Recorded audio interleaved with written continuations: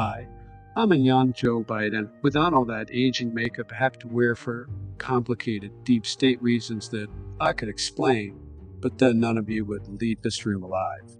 I'm here to talk about Steckley. I know him from way back in our moonshine running days, but that's another story.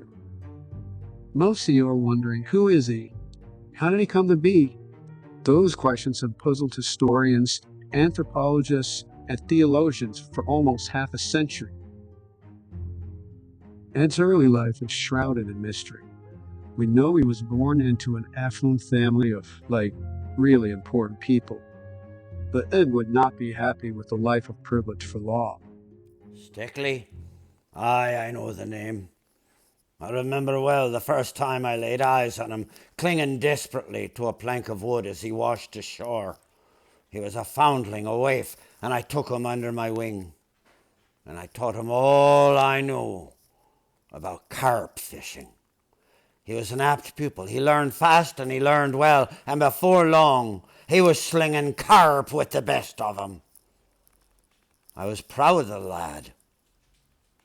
But one day, with nary so much as a fare thee well, he was gone.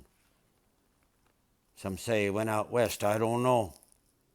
I never seen him again, and I don't know that I ever will. The only thing I do know is he was the best damned carp fisher I ever saw. Ed would resurface as the leader of the notorious Brooklyn Street Gang, the Brisket Boys. But after a gangland cookout gone horribly wrong, Ed dropped from the public view. He reappeared as a last-minute addition to the lineup in Game 6 of the 1950 World Series.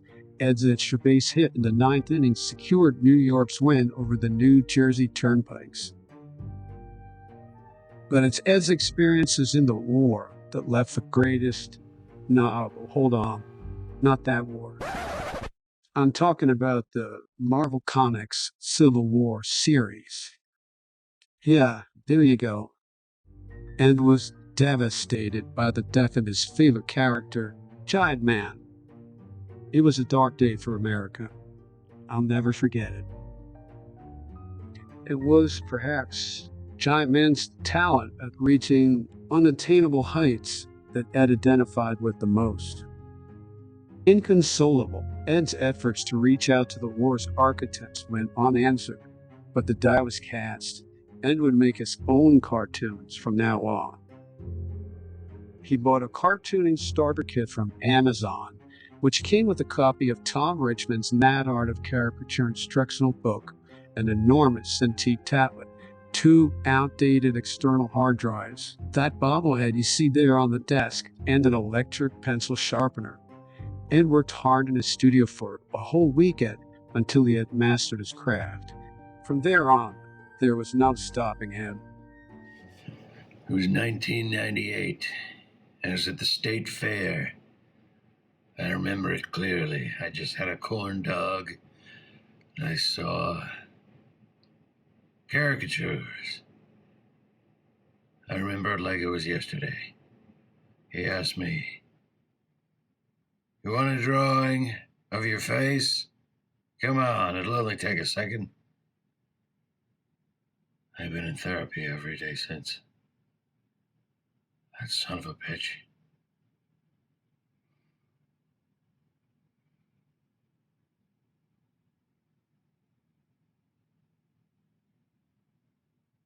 Ed's caricatures were instantly in high demand, from celebrity icons to presidents, and yes, even kings.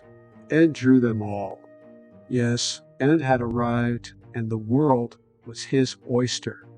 Well, as most of you know, Ed and I have done the USO trips, and I'll never forget back in 2012, we went to Germany, Turkey, and Kosovo.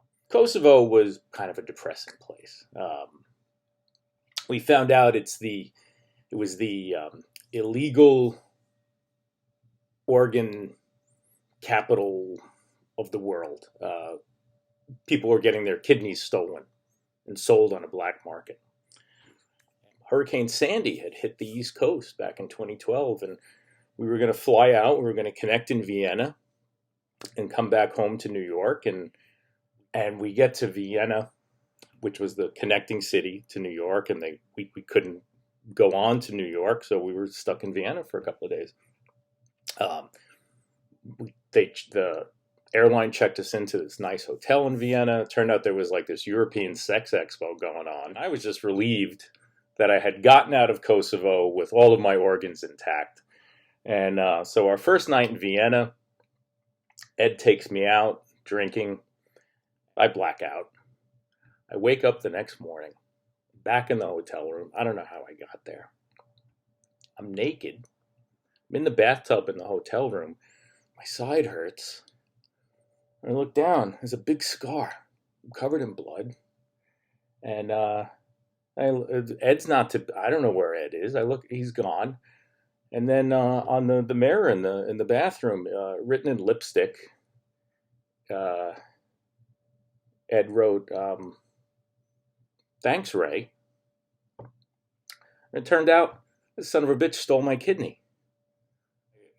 It kind of makes sense. I'm not too surprised. I mean, the way he drinks. I'm glad I could help. Enjoy the kidney, Ed. I'm gonna miss you, buddy. This is for you.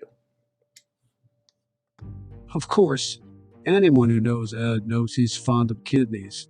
He got mine back in '82 when we were down in Cousinville, but that's another story.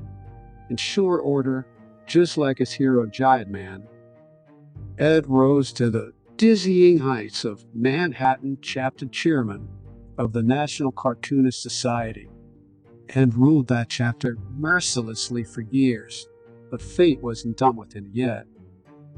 After watching a late-night rerun of That 70s Show, which is set in Wisconsin, Ed was overcome by a desire to return to a simpler time and place. I keep telling him, Ed, it's just a show. There hasn't been a new episode in years, but I don't know. Nothing seems to get through to him. He just keeps saying, Wisconsin is set in the 70s, so I can finally get my GED. Good luck making heads or tails of that. Ultimately, we may not be any closer to knowing the real Ed Steckley, but you gotta love the guy. So let's all raise a glass to a class act. Cheers, Ed. Good luck with that GED.